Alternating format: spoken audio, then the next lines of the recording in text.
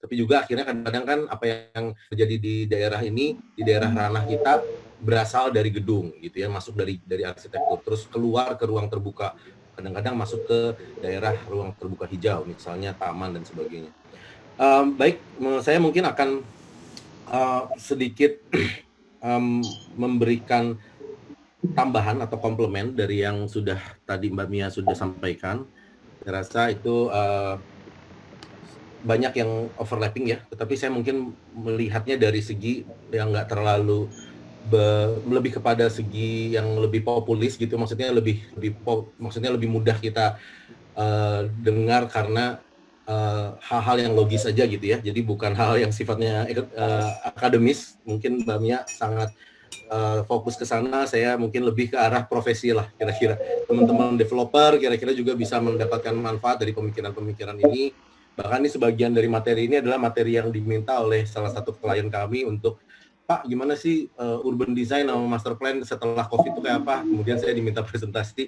Ya ini saya pikir waktunya bersamaan juga. Ya udahlah kita coba ya materi-materi ini karena banyak sih udah banyak dibahas. Teman-teman dari IAI, IAP juga sudah sempat bertanya-tanya, bro, kita kayaknya harus ngobrol nih, supaya kita punya suatu sikap bersama gitu ya dari asosiasi profesi untuk memberikan masukan gitu. Oke, saya mulai dari ada 8 hal yang mau saya sampaikan, dan 8 hal ini saya akan berbasis topik ya. Jadi kita bicara topik per topik. Yang paling pertama yang mungkin saya mau sampaikan di sini adalah buat saya COVID ini a wake up call gitu.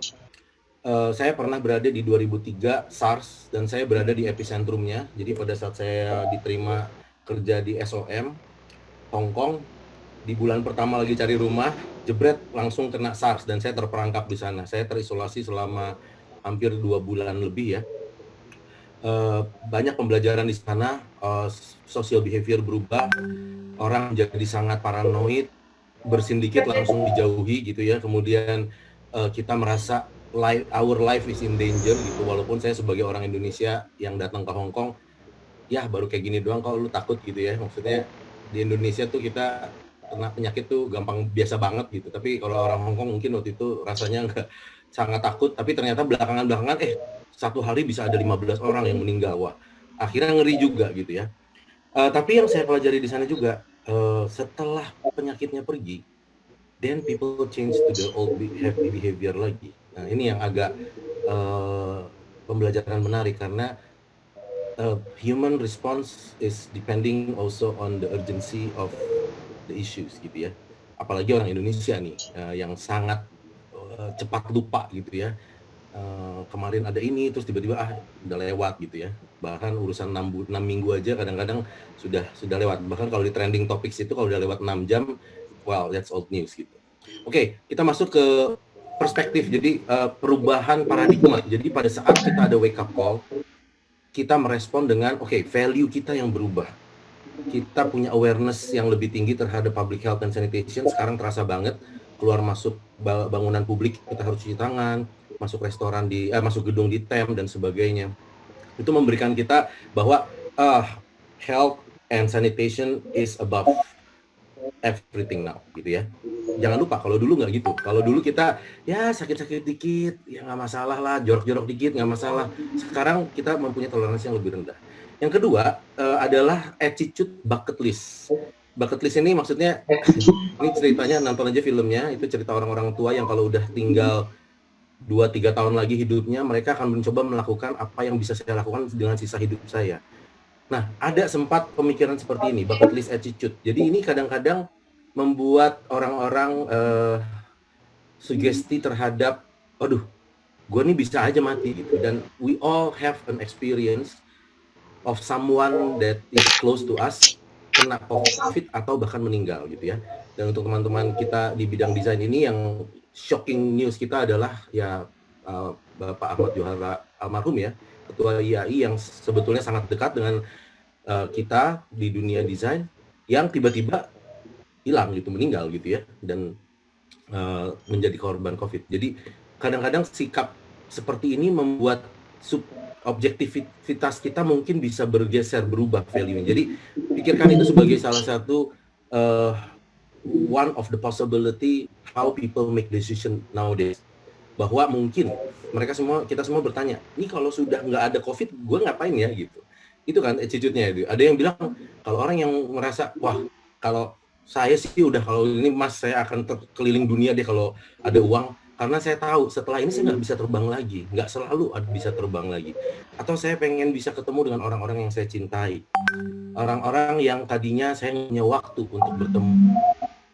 Saya berusaha menyampaikan ada yang namanya paradoks nih dari COVID ini, bahwa dulu kita nggak punya waktu, tapi kita juga lupa dengan ya relasi kita, saudara-saudara kita. Tapi pada saat kita punya waktunya, tapi kita nggak bisa melakukan hubungan itu karena physical problem gitu ya, karena zaman COVID ini kita nggak bisa ketemu. Akhirnya kita ketemu di dunia maya, tetapi beda sekali ya kalau kita misalnya reuni gitu, nggak ketemu fisik itu kan ya kurang fun gitu ya. Tapi ini akan menjadi suatu value yang merubah persepsi kita, bahwa kita akan lebih appreciate terhadap relationship itu. Nah, satu lagi, tadi Mbak Mia sudah menyampaikan bahwa pandemi itu terjadi sudah berkali-kali, dan satu hal yang menarik untuk kita cari, saya dengar juga bahwa pandemi itu justru kalau nggak salah Spanish flu ya yang membuat masa sesudahnya adalah masa Renaissance. Nggak ada Spanish flu saat itu, mungkin Renaissance nggak ada. Maksudnya wake up call-nya itu loh yang saya maksud. Wake up call-nya itu nggak ada, sehingga orang nggak terdorong untuk adjust, untuk adapt, untuk innovate. Karena business as usual kan. Nah, ini santai nih. Kita masih hidup, penjajahan maksudnya kekuasaan oleh pusat itu masih ada. Kita pasrah orang yang di bawahnya. Kemudian tidak ada cara untuk memikirkan hal-hal yang baru gitu ya. Tapi kalau sudah ada, bayangkan waktu itu Spanish flu itu sampai 1 dekade atau mungkin 2 dekade ya, akhirnya menelurkan suatu masa di mana orang-orang bisa berpikir, mulai bisa berinovasi, dan akhirnya pada saat masa itu berakhir, tiba-tiba ada lonjakan. Nah, ini yang kita harapkan mungkin bisa terjadi juga, tapi saya melihat ada 2 kondisi, yaitu survival mode dan resiliency mode. Jadi kalau survival mode itu istilahnya reaktif, sangat kepepet, dan akhirnya ekstrim ya, kadang-kadang akhirnya kita melakukan sesuatu yang sifatnya misalnya ini sebentar kok gitu, selalu pemikirannya gitu, ini sebentar, jadi kita bertahan aja nih, kita ini lagi hujan di luar, kita bertahan, tapi lama-lama akhirnya masuk ke resilient mode. Resilient mode yaitu adalah, well, this gonna stay for long and we have to adjust to it and adapt to it in the long term. Jadi akhirnya masuk ke resilient mode di mana kita harus mulai berpikir kayaknya memang standarnya ada yang harus gue rubah gitu, atau gue nya yang harus berubah, bukan kita menunggu untuk situasinya yang berubah. Nah, ini mungkin jadi fundamental untuk kedepannya seperti apa, karena ini akan menjadi basis dari pemikiran-pemikiran aspek-aspek yang berikutnya. Ya, ini saya ambil foto, jadi bapak yang jarang main di rumah dengan anaknya yang biasanya sibuk gitu ya, mulai punya waktu walaupun pakai masker gitu untuk mungkin ya mencari hobi gitu ya. Hobi dengan anaknya, dia punya waktu sekarang. Saya juga sekarang punya waktu yang sangat banyak dengan anak-anak keluarga di rumah karena yang nggak bisa kemana-mana ya. Dan kita sekarang sudah harus mulai work from home dan exercise from home gitu. Dan mungkin di titik ini saya juga ini duduk di sini, ini ruangan yang sama saya pakai, belakang saya juga ini tirai yang sama, dan itu desain ibu kota kita terjadi dari ruang kamar ibu saya yang sekarang tidak bisa dipakai karena ibu saya ada di kota yang lain, di tempat yang lain. Saya convert ruangannya akhirnya menjadi ruang kerja. Ya itu kita harus adapt ya, walaupun situasinya sesulit apapun.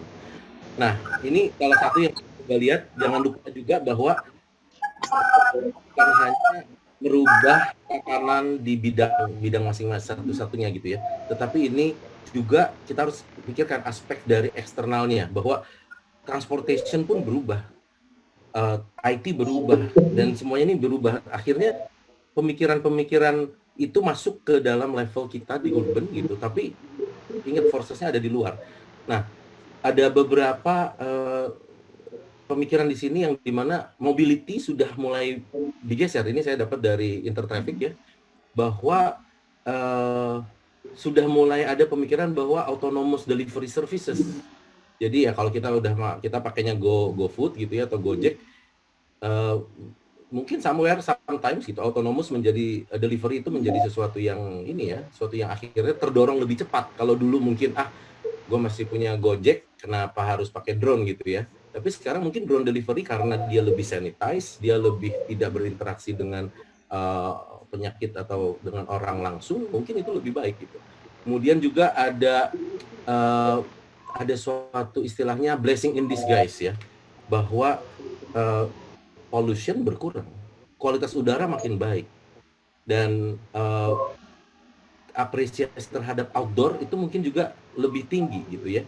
Dan bahkan bisa dibilang sekarang kalau ada ini dalam report yang sama, bike plan gitu, bahwa ternyata traveling by bike is probably more desirable nowadays gitu ya. Walaupun kita jujur di Indonesia, apakah kita siap bercommute dengan bicycle ya? Mungkin belum tentu karena jarak dan dari tempat kita bekerja dan menuju tempat kita tinggal itu atau sebaliknya lebih sulit karena kita biasanya sepeda ini di Indonesia. Saya kemarin ditanya oleh salah satu wartawan, Pak, tahu nggak penjualan sepeda Brompton itu 400% loh Pak di zaman COVID. Saya bilang moga-moga bukan hanya Brompton aja ya, sepeda-sepeda lain juga gitu. Kenapa ya? Apakah di Indonesia seperti itu? Saya bilang mungkin memang banyak tren seperti itu, tetapi saya kok nggak lihat sepeda itu dipakai dari rumah ke kantor. Saya lihatnya sepeda itu dipakai untuk rekreasi atau sosial gitu ya.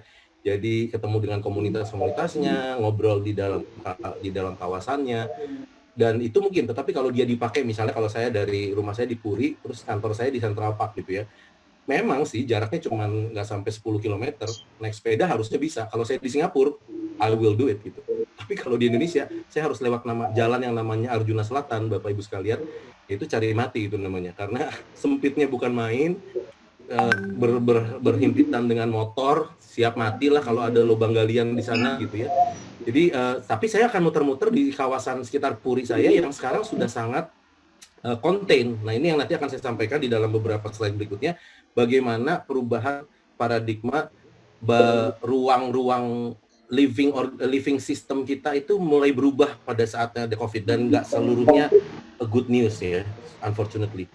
Ya ini kita udah tahu lah, kita sudah mengalami hal-hal seperti ini, bahwa physical distancing sudah mulai terjadi, ada suatu fundamental difference nih untuk kita as perencana atau perancang ruang, dan arsitek-arsitek juga tentunya mengalami ini, bahwa ruang yang tadinya per meter persegi kebutuhan orangnya gitu ya, sekarang double loh gitu ya. Ruang di masjid aja ya tentunya sekarang bisa bahkan mungkin triple gitu ya, yang tadinya bisa muat satu saf itu banyak orang, sekarang harus 1,5 meter antara orangnya.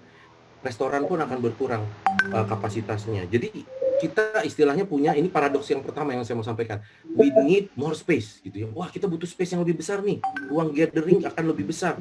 Kalau kita mau mengumpulkan 1.000 orang di satu tempat yang tadinya butuh hanya per orangnya 5 meter persegi, sekarang jadi 10 meter persegi. Artinya kebutuhan ruangnya besar kan ya, gitu ya. Orang ngantri pun sekarang ya makin panjang gitu, makin jauh gitu ya. Ini seperti ini contoh-contohnya. Ini tangan saya pada saat saya lagi mau swab test waktu saya mau rapid test, karena kebetulan saya harus jalan ke luar kota meminta SIKM.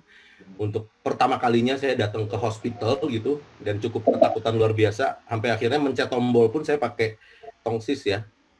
Bukan tongsis, tongtol ini namanya.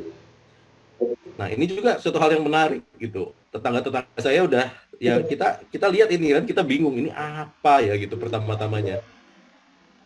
Ini juga ya ternyata mulai merubah tatanan ruang gitu ya, bahwa kalau Gojek lu jangan masuk ke rumah gue deh gitu, lu taruh aja makanannya di luar gitu ya.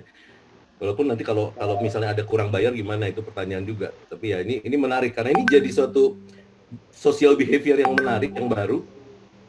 Dan ini menarik satu lagi nih, kita kan butuh larger space ya, dan tadi kan kita pikir kalau per personnya makin besar, harusnya orang-orang membutuhkan ruang lebih besar. Tetapi pada saat kita punya ruang yang besar, tidak ada yang pakai. Nah, karena apa? Orang akan melakukan istilahnya decision based on, menurut saya ya, ini pandangan pribadi saya, familiarity atau judgment terhadap how dangerous or how risky this public space is. Jadi ini mungkin yang harus kita coba cerapi ya. Ada taman-taman sekarang yang walaupun ruangnya besar, tetapi tetap tidak terpakai. Tetapi ada juga ruangan yang sebetulnya nggak besar-besar amat, tetapi tetap ramai. Nah, mungkin ini akan kita lihat di dalam beberapa slide berikutnya bahwa the size alone is not the answer. Jadi bukan berarti kita sediakan tempat yang besar terus kita kasih jarak aja gitu. Mungkin orang akan pakai, belum tentu gitu ya. Nah, ini salah satu yang mungkin saya masuk ke second aspeknya, yaitu ini yang the third aspek ya, environmental and community value. Saya melihat ada kita berharap adanya suatu environmental yang berkualitas, tentu karena tadi kita sudah aware dengan kesehatan. Open space itu mulai penting, kita tahu. Kemudian ada indoor and outdoor discussion, nanti saya akan jelaskan lebih lanjut, bahwa sekarang ada need lebih besar untuk community activity. Ini saya nggak tahu, mungkin teman-teman mengalami hal yang sama, tapi saya kebetulan karena kita kan sekarang berada di dalam micro circle yang terbatas ya. Jadi kalau secara fisik tuh kita nggak ngelihat teman-teman terlalu banyak, tapi kita lihatnya di fisik di Zoom secara maya. Tetapi kalau saya, ruang gerak saya adalah lingkungan saya yang sekarang sekitar 100, 200 sampai 400 meter sekitar saya, dan saya bergerak keluar dari rumah saya dengan perlahan-lahan, terutama pada saat Covid. Jadi buat saya penting untuk melihat orang-orang yang ada di sekitar saya dan kondisinya baik atau tidak gitu. Saya nggak akan datang ke pasar tradisional sembarangan. Saya akan berusaha untuk delivery, dan saya akan pengen tahu pada saat saya berjalan di lingkungan saya, do I know these people gitu.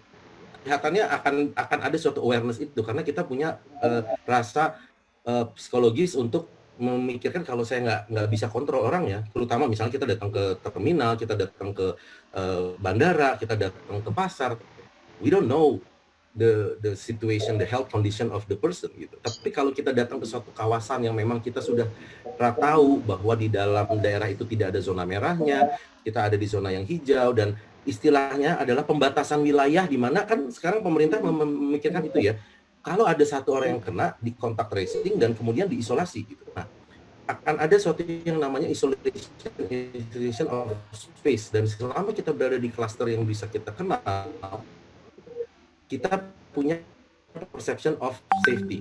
Nah, ini dilihat dari kemarin saya lihat juga di Yali bahwa beberapa tempat di Indonesia sudah melakukan ini. Jadi kenapa ada circle yang kecil dan mereka boleh berkumpul? Itu kan jarak kurang dari 1 meter mungkin ya di keluarga tersebut. Karena apa? Karena kalau di dalam keluarga kita tahu bahwa keluarga kita dalam kondisi yang, karena kita bisa track, oh ini anak saya nggak lagi panas, istri saya nggak pernah keluar dari lingkungannya, anak-anak saya masih sekolah dari distance learning, artinya kami sekeluarga baik-baik saja. Jadi pada saat kita berkumpul di keluarga, it's okay. Tapi kita nggak bisa berkumpul dengan teman-teman di sebelah kita yang kita nggak tahu apakah keluarga mereka baik atau tidak. Jadi knowledge of people being healthy or not is something that we want to know gitu ya. Dan sekarang kalau di dalam space organization di luar, kalau kita nggak kenal orangnya, berarti kita harus jaga jarak. Nah, hal ini yang mungkin harus kita sikapi, soalnya pada saat kita melakukan space organization tapi tidak mengerti decision making mechanism dari orang-orang yang menggunakannya, itu akan berbeda sekali. Contohnya pada saat Car Free Day kemarin, akhirnya orang ngumpul dengan akhirnya rame kan ya, padahal sudah tahu bahwa harusnya ada jarak. Decision untuk mengambil risiko seperti itu akan sangat berbeda kalau dengan satu orang dengan orang yang lain. Jadi kadang-kadang spasial standar itu akan sulit untuk di-enforce. Itu isu yang harus kita bahas. Nah, yang ketiga sekarang adalah tentang bagaimana decision orang untuk bergerak, dan juga tren di mana personalized mobility system itu lebih trendy sekarang.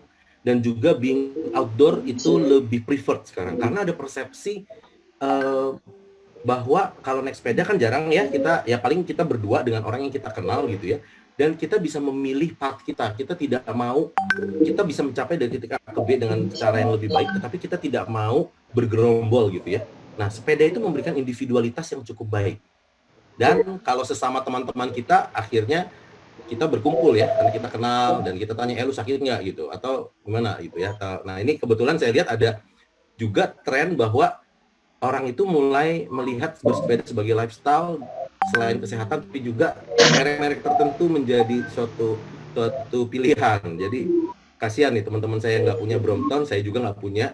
Kalau nggak punya Brompton, kayaknya nggak bisa ngumpul dengan 3 cewek yang di kanan atas itu, karena itu ternyata Brompton kelak. Kalau saya sepedanya Shimano mungkin nggak laku gitu ya.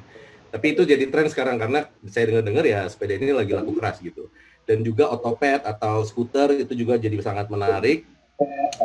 Nah ini bicara tentang indoor dan outdoor, ini mungkin saya nggak ketemu ya. Saya tuh dulu waktu di Singapura saya selalu kalau keluar dari Orchard, mungkin Mbak Mia tahu, dari Orchard keluar ke arah Takashimaya itu ritual teman-teman kita orang Indonesia, kita juga gitu ya, karena nggak tahu kenapa selalu arahnya dari keluar Orchard larinya ke arah sana gitu ya. Ada 2 pilihan kan antara indoor, tetapi indoor itu punya peluang untuk ini. Saya lihat ada studi dari teman-teman dari Jepang ya. Kalau satu orang bersin di indoor itu, ya itulah droplet yang bisa terjadi.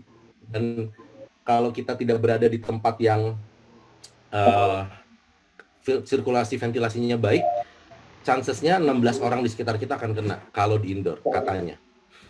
Nah, dan juga ada banyak studi yang bilang bahwa coronavirus primarily spreads indoor. Sehingga sebetulnya di titik yang sama, kalau saya bayangkan si cewek yang di depan kiri atas ini, dia tuh berada di tunnel underground-nya Orchard menuju Takashimaya. Ya.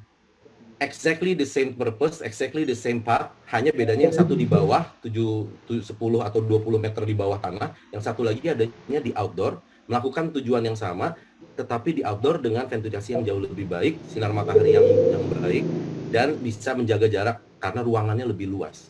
Nah, decision seperti ini saya nggak tahu sekarang hari ini apakah di Singapura tunnel MRT masih ada atau dijaga dengan sangat atau bagaimana ya, saya nggak ngerti, karena ini yang sekarang agak mengkhawatirkan buat kita teman-teman urban designer. Kita selalu istilahnya ya memberikan banyak solusi untuk istilahnya second level and underground level connectivity, juga ground level connectivity, sehingga orang itu bergerak dari MRT seefisien mungkin, secepat mungkin ke titik tujuannya. Dan kadang-kadang kita tidak bisa hindari, kita bergerak di koridor yang lebih ketat gitu ya, atau koridor-koridor yang lebih kecil. Apakah itu antar bangunan atau second level connection, itu kan sesuatu yang selalu kita promote nih sebagai urban designer. Nah, sekarang paradoksnya adalah COVID ini membuat kita jadi agak-agak, Pak, kalau bikin kayak ginian, misalnya saya membuat underground connection MRT Jakarta dari satu stasiun, yang kalau di Singapura underground connection itu minimal ada 4 titik, bahkan kalau bisa ada 7, ada 10 gitu ya, kepada area yang sekitarnya. Sekarang mungkin orang berpikir, Pak, jangan indoor, Pak, keluarnya jadi outdoor gitu ya. Pada saat di outdoor, ya kalau teman-teman pemerintah kita sih bagus, Pak, jadi murah karena nggak usah bikin tunnel gitu ya. Kalau ditaruh di outdoor itu kan ditaruh di pinggir jalan aja, kita bikin pedestrian. Tapi memang mungkin sekarang dengan diskusi ini outdoor menjadi preferred, dan ini satu kesempatan untuk kita juga, salah satunya yang kita selalu promote juga kan adalah streetscape ya, streetscape yang bisa digunakan orang. Ya ini peluang juga di satu sisi, tapi it's disadvantage on the other hand. Jadi value mengenai ventilation menurut saya itu penting menjadi, ini mungkin untuk teman-teman developer juga, bahwa indoor and AC air condition building mungkin sekarang not as favorable compared to semi outdoor product gitu ya. Kenapa? Karena orang pengen bisa escape dari containment gitu. Kalau misalnya terjadi, misalnya ada yang batuk-batuk terus tiba-tiba pingsan di dalam mall, itu orang akan di dalam indoor itu akan panik gitu ya, karena dia akan merasa wow, ini akan ada containment dan kita nggak bisa keluar dari ruangan ini. Tapi kalau kita ada di ruangan outdoor, memang secara riset katanya sih outdoor memberikan peluang yang lebih kecil untuk mendapatkan kontraksi kepada COVID. Sehingga ada potensi untuk kita mendorong kegiatan-kegiatan outdoor gitu ya. Dan ini mungkin bagus, berita yang baik untuk teman-teman IALI ini. Jadi seharusnya taman jadi lebih populer harusnya nanti ya. Nah, kemudian saya masuk ke poin kelima, yaitu living system. Jadi saya tadi melihat bahwa ada satu tendensi bahwa orang akan mau berada berkumpul di suatu komunitas ya, karena ada kebutuhan itu kalau menurut saya. Karena kalau kita benar-benar di konten di satu kamar, satu rumah yang mungkin ukurannya juga kecil, hanya ketemunya ya lu lagi gitu ya. Akhirnya kita pengen ketemu certain level of community, tetapi yang dalam kontrol, yang distinct dan easily identifiable, itu penting. Jadi bukan sembarang orang. Saya rasa itu menjadi salah satu pemikiran nih. Membutuhkan social activity, tetapi juga harus kita tahu circle-nya. Jadi kalau saya ketemu demo gitu, ya mungkin saya mikir berkali-kali, ngapain saya nggak kenal sama orang-orang ini gitu. Tapi kalau saya ketemu di acara perkumpulan RT setempat dan saya tahu mereka semua dalam kondisi baik gitu ya, atau saya tahu zonanya zona yang aman, baru saya bisa ini. Nah ini ya ada satu. Ini ada yang bocor ya? Itu buat anti sakit. Maaf, ada yang bocor. Oke. Oke. Nah, ini sebetulnya seminar dari teman-teman Jakarta Berketahanan, resiliensi. Tetapi kalau dilihat di situ adalah pembatasan sosial berbasis wilayah, WPK gitu ya. Pembatasan sosial berbasis wilayah. Dan dilihat petanya di sebelah kanan itu, saya tertarik aja dengan grafiknya. Mungkin nggak sengaja teman-teman dari grafik dari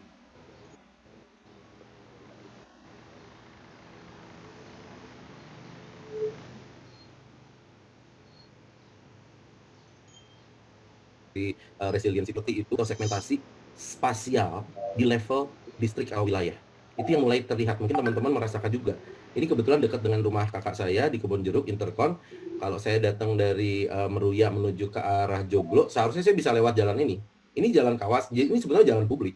Ya, tahu lah di daerah di dalam master plan community untuk cluster-cluster gitu ya, nggak semua jalan boleh ditutup kan. Nah, tapi pada saat COVID jalan ini ditutup. Ya. Nah, kenapa? Karena warga Kebun Jeruk merasa terancam kalau dilewati oleh publik. Dan di titik itu mereka bilang, loh, nanti orang-orang sakit itu kan tutup deh. Nah, ingat ya, jadi ini terjadi pada saat di pemerintahan di zaman dulu, zaman sekarang pun banyak jalan-jalan klaster itu kan disuruh dibuka ya, karena ini kan harusnya sudah diserahkan kepada publik, kepada pemerintah, dan itu harusnya akses publik. Dan yang kita kan selalu, ya istilahnya kita mempromot itu ya, Pak, kalau memang kategori jalannya untuk dulunya adalah untuk arteri atau untuk konektor, harusnya kan dibuka untuk publik. Ini saya nggak tahu ini arteri atau bukan, tapi jalannya cukup besar, dan secara saya ini minimal konektor dari satu titik ke titik yang lain. Pada saat COVID tertutup. Jadi akhirnya COVID itu mulai membuat suatu, istilahnya apa, klasterisasi atau juga segmentasi atau isolasi gitu ya. Dan ini perlu kita sikapi, karena justru sekarang yang sangat menarik adalah untuk teman-teman developer tentunya ya, menggated community kan gitu. Semakin kita gate, semakin kita klasterkan, semakin kita bisa contain. Kalau sampai ada masalah, kita bisa tutup pintunya, masalah itu tidak masuk ke daerah kita. Atau seandainya ada masalah di dalam kita, kalau sistem cluster in the cluster, mungkin kalau teman-teman yang merancang beberapa super cluster di beberapa developer, tahu ya, ini seperti ini cluster Foresta, kita punya 4 titik masuk, atau mungkin sekarang jadi 2 gitu ya, dan ada sekitar 10 atau 11 cluster-cluster kecil, dan setiap pintunya itu ada satpamnya. Dan kalau misalnya kasarnya kita satu cluster, cluster Primavera kena, kalau kita istilahnya kita mau menggunakan pembatasan wilayah dengan level yang sangat mikro ya, tutup aja kawasan di situ, kita orang-orang di dalam itu jangan boleh bergerak dulu misalnya. Tapi klaster yang lain tidak kena. Bahkan super klaster yang lain juga tidak kena, karena kita bisa contain. Dengan space management seperti itu, COVID itu lebih memihak kepada klasterisasi dan mungkin istilahnya akhirnya menjadi segmentasi gitu ya. Nah, ini pertanyaan, memang gated community kan sebetulnya kalau di teori perkotaan kita sih kita berharap jangan terlalu banyak ya, karena mungkin dianggap menjadi terlalu eksklusif ya. Itu kan ada satu pemikiran seperti itu, walaupun memang market berbicara berbeda gitu ya. Tapi kalau kita bilang bahwa cluster itu justru itu safe loh, itu compartmentable loh, manageable loh, controllable loh. Dan kalau judulnya ada COVID, ya akhirnya mungkin kita harus mengakui bahwa memang cluster system, gated system itu cukup baik, dan kalau nanti ke depan walaupun COVID-nya udah nggak ada, mungkin akan menjadi legasinya itu, bahwa kita akan semakin menutup atau mensegregasi diri kita gitu ya, atau mengkategorikan kita kepada kelompok-kelompok yang mudah dikenali dengan sistem seperti ini. Ini sih lantaran saja, belum tentu ini benar. Saya hanya melihat ini sebagai suatu fenomena, mungkin kita bisa bahas bersama. Nah, berikutnya satu lagi adalah services system. Nah, ini saya baru sadarin, walaupun ini mungkin setelah PSBB dibuka, sudah bukan lagi isu, tetapi saya pernah mengamati bahwa kasihan ya restoran-restoran di dalam mall, mungkin teman-teman dari developer, dari Paramount atau dari Summarecon Ciputra yang punya mall, tahu ya, mallnya kan shutdown. Tapi kan orang tetap pengen makan ya. Nah, ternyata yang sekarang laku atau yang masih terbuka pada saat PSBB itu adalah yang stand alone. Jadi yang kalau kemarin saya lagi mau makan keluar itu, walaupun nggak ada mallnya, nggak ada yang buka, saya datang ke Best Plaza yang di Paramount, yang kebetulan hanya mereka yang buka. Karena apa? Mereka mempunyai direct access keluar 24/7 tanpa harus menunggu operator operation mall. Dan mall itu kan nggak hanya satu atau dua restoran ya, ada ratusan outlet di sana yang belum tentu bisa dikontrol. Tapi yang akhirnya terbuka waktu itu hanya farmasi dan groceries. Tetapi restoran-restorannya tidak buka. Nah, entah kenapa, mungkin karena dianggap kalau di restoran berarti akan ada kedekatan secara sosial. Dan satu lagi, something yang on the go atau something yang take away itu sekarang menjadi tren. Karena apa? Tidak diharapkan orang duduk-duduk lagi di dalamnya, tapi langsung aja take away. Nah, ini mungkin akan menjadi suatu tren ke depan yang mungkin decision maker untuk para teman-teman dari retail dan properti bilang, well, mungkin kita harus buat ini menjadi standalone lagi. Tetapi ingat ya, bahwa kita kan preaching juga tentang mixed use nih. Kalau standalone lagi, berarti kan kita masuk ke yang namanya single zone lagi. Berarti kita mengisolasikan, terus kita buatkan seperti suburban lagi. Yang kalau dulu di dalam teori kita nggak pengen segmentasi, segregasi lagi. Nah, saya mau bilang sekarang ini dengan social distancing, physical distancing, apakah nanti akan masuk ke dalam zone distancing? Zonasi atau program distancing. Yang tadinya harusnya kita kan selalu memantrakan mixed use, Pak, dicampur lebih efisien, tumpukin aja ke atas supaya lebih bagus. Jadi makanya seperti Lipo kalau membuat mall campur dengan office, campur dengan hotel, campur dengan residensial seperti ini gitu ya. Itu istilahnya ya lebih konsep urban yang mungkin lebih baik. Karena apa? Kita efisien, kita bisa sharing, tumpuk-tumpukan dan vertical zoning gitu ya. Tapi kalau kita lihat ada suatu kejadian nih, kalau tidak bisa ditangani dengan baik, ventilasinya dan sebagainya ya, atau pergerakan orangnya, di dalam containment seperti ini akan sangat mudah terjadi pemaparan gitu ya, terpapar. Tetapi kalau kita menggunakan versi single use lagi seperti dulu, seandainya terjadi di satu tempat, misalnya di yang merah doang, kita bisa contain, orang ada jarak distance yang jelas kok. Ya kan, kita konten jelas, yang kuning nggak kena, yang biru nggak kena gitu. Kalau yang di sebelah kanan, yang satu kena karena dia berada di dalam satu gedung yang sama, ventilasi shaftnya sama, dan kalau ternyata benda ini airborne, wow gitu, we will be in trouble gitu kan. Nah, ini pertanyaan lumayan berat buat kita, karena we always like the one on the right, not the one on the left. Kita lebih suka mixed use, tapi sekarang kita sebetulnya benar sih teman developer nanya, Pak, mixed use masih laku nggak sih? Karena nanti kalau ada penyebaran virus, susah loh di kontennya. Ya sama aja seperti sebetulnya Lipo yang memasukkan Siloam hospitalnya ya, itu sudah ada pertanyaan juga dulu gitu, bahwa kalau hospitalnya ternyata ada outbreak gimana? Mallnya kena dong gitu ya. Makanya ada yang pernah bilang bahwa ada yang teman-teman yang suka membeli apartemen bilang, saya sih nggak mau yang tumpukan kayak gitu ya, karena apa, kalau ada apa-apa susah kan gitu ya. Mungkin kejadian seperti teman-teman yang kemarin di Taman Anggrek ya, kebanjiran gitu, sebetulnya yang banjirnya di bawah di mallnya, tetapi apartemennya tutup selama beberapa minggu atau bahkan sebulan gitu, karena sementara apartemen-apartemen yang independen lebih cepat beroperasi kembali gitu. Nah ini pertanyaan lagi ya, karena ini jadi tantangan buat kita nih. Oke, kemudian juga satu lagi paradoks yang berikutnya. Ini sama mantra kita kepada teman-teman sebagai profesi, kita selalu bilang, Pak, udahlah tinggalkan mobil pribadimu, naiklah public transport supaya bisa efisien, supaya lebih ramah lingkungan gitu ya. Tetapi ya kalau sekarang public transport ya jujur we will think twice gitu ya, kalau ternyata public transport ini tidak bisa dipatuhi walaupun aturannya ada, tapi tidak dipatuhi itu loh. Yang tidak bisa kita kontrol adalah behavior orang-orang di luar kita yang mungkin have less value of health and juga mungkin education, yang merasa bahwa gue emang nggak harus deket ke teman lu gitu. Gue nggak harus jaga jarak sejauh itu gitu. Nah, akhirnya makanya mungkin di society seperti Hong Kong atau di Korea atau di Singapura yang memang ketertiban publiknya atau civic responsibility-nya itu lebih, awareness-nya lebih tinggi, it may work gitu. Tapi saya masih sama mungkin dengan Mbak Mia juga, saya nggak yakin kalau di Indonesia akan terjadi ya. Nah, jadi sekarang sudah mulai ada potensi untuk motorized individual for short distance. Untuk short distance saja, ini mungkin menjadi salah satu peluang. Ini good news-nya ya. Jadi mungkin orang yang kalau misalnya tinggalnya nggak terlalu jauh dan ada fasilitas konektor yang baik antara bekerja dan tempat tinggalnya, well, maybe gitu. Dan mungkin akan membuat orang mendekatkan decision mereka untuk mengambil rumah atau mengambil tempat kerja yang lebih dekat dari rumahnya, sehingga tanpa harus menggunakan jarak yang jauh, public transport yang besar.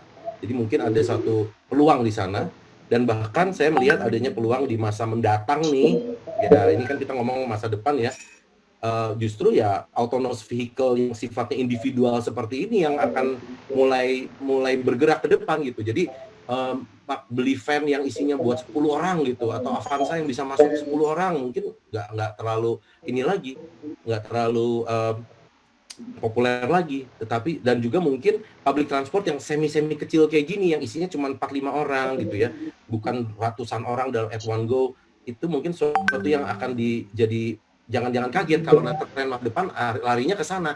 Simply karena kalau nggak ada COVID, mungkin kita akan go on dengan MRT terus, tapi kalau dengan adanya COVID, people make different changes in priority gitu ya.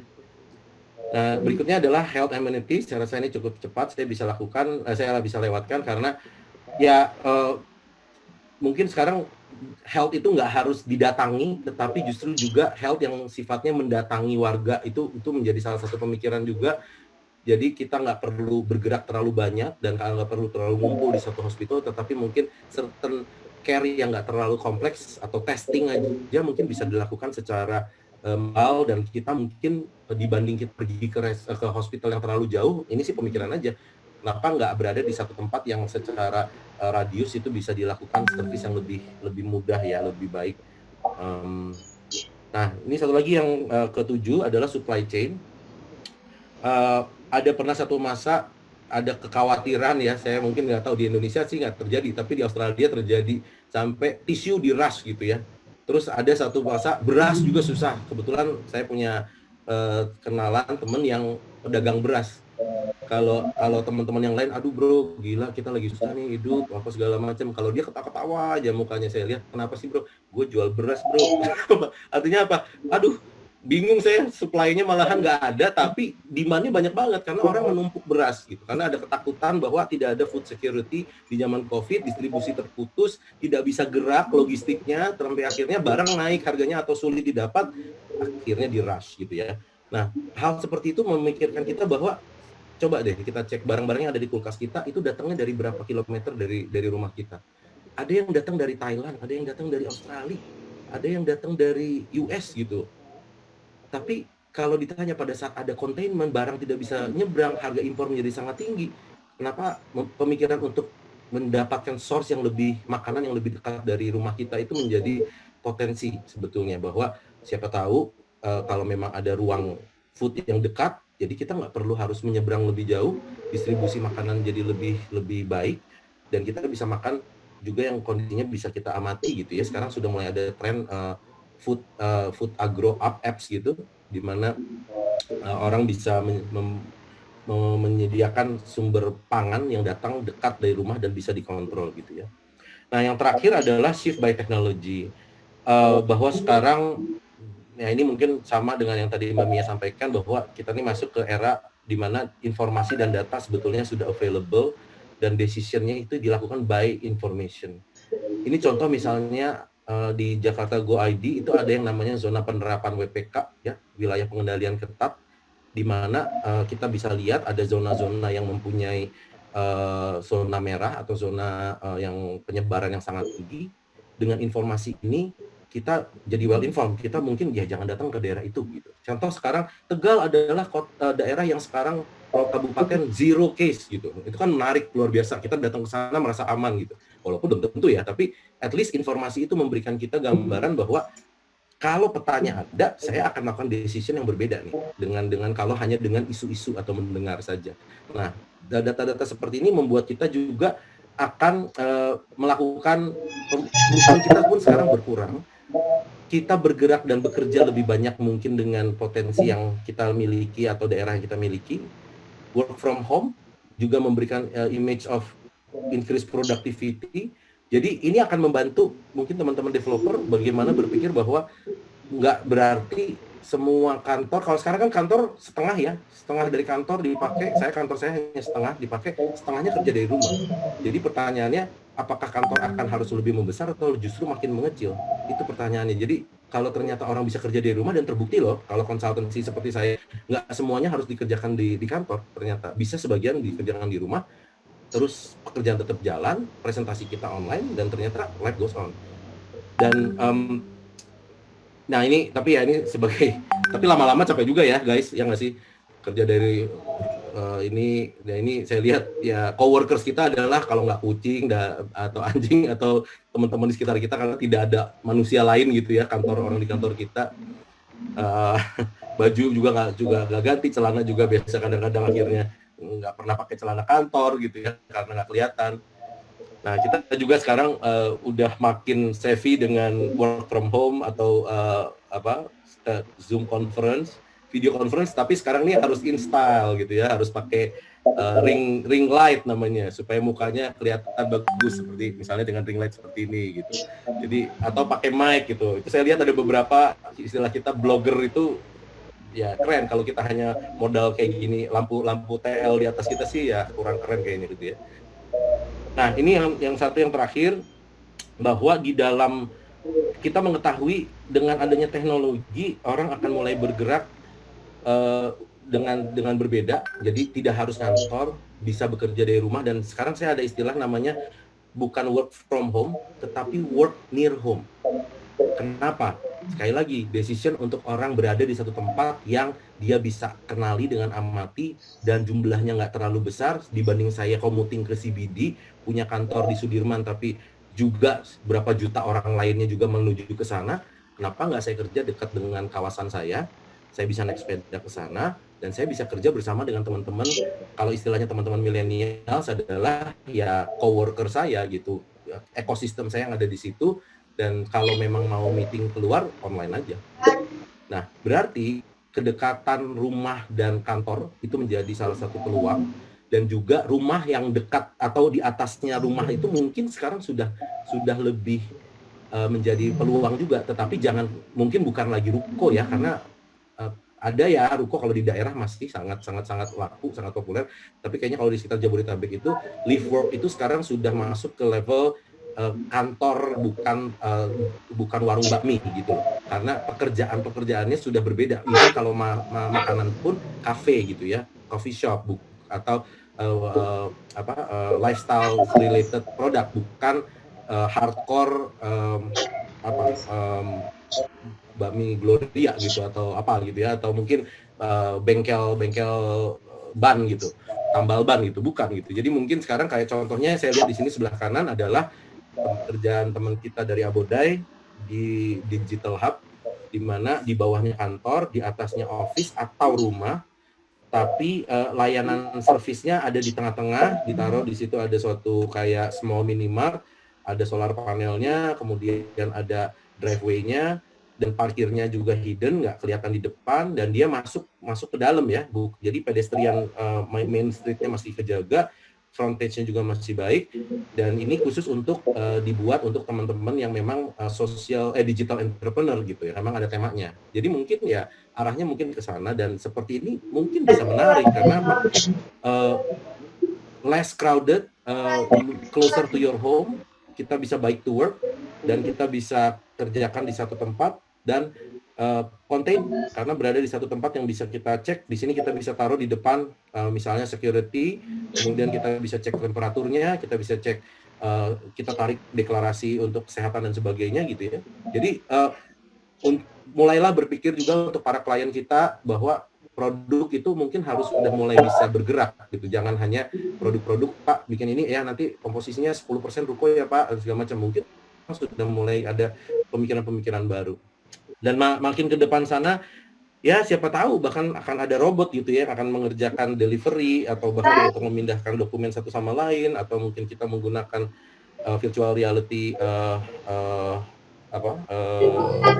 presentation. Jadi makin ke belakang ini menurut saya, the one who gains in COVID itu adalah teman-teman milenial yang sudah shifting gerak kerjaan mereka itu memang dari sebelum COVID pun mereka sudah work from home. Dari dulu pun mereka sudah mencari klien mereka yang memang nggak harus memaksa mereka berada di satu tempat untuk bekerja 9 to 5. Dan yang sekarang juga menggunakan masuk ke platform teknologi, bukan lagi platform manual. Itu yang sekarang menjadi kelihatannya mempunyai peluang untuk winner. Lihat aja Zoom yang tadinya unknown sama sekali, dan tiba-tiba naik sekali. Dan sekarang kita tanya Skype ada di mana? Wow, I don't see a lot of people use Skype anymore, tapi kita pakai Zoom gitu ya. Dan mereka berada di tempat yang tepat, dan mereka rejected dengan sangat tinggi karena adanya COVID ini. Jadi mungkin adaptability kita, saya kembali kepada final ininya ya. Jadi kita beradjust, kita mau balik ke old atau kita harus masuk ke new normal, seberapa resilient kita kembali tetapi mungkin bounce back, dan kita harus mulai memprioritaskan hal-hal yang mungkin dulu sudah tidak lagi bisa bekerja dan sekarang harus maju ke sana. Dan juga masih ada beberapa yang masih pertanyaan ya, paradox resolution itu, apakah single use versus mixed use, apakah public transport versus private personalized transport, apakah outdoor atau indoor gitu ya. Itu mungkin menjadi pertanyaan-pertanyaan. Baik, nah ini terakhir aja sebagai intermezzo atau terakhir penutup. Mungkin teman-teman yang kemarin ikutan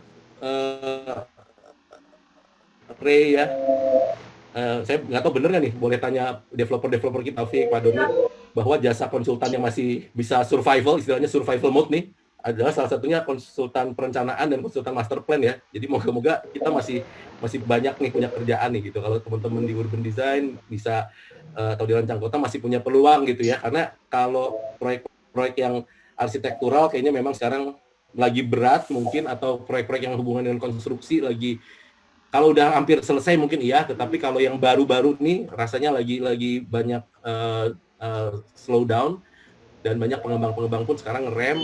Kita pengen dengar juga jenis konsultasi apa sih atau pekerjaan apa sih yang masih bisa kita lakukan juga nih, karena bagian dari survival mode kita. Baik, saya kembalikan kepada teman-teman Arki. Maaf kalau waktunya terlalu lama, tapi kira-kira covering yang saya lakukan sebanyak inilah kira-kira. Moga-moga bisa membantu. Terima kasih.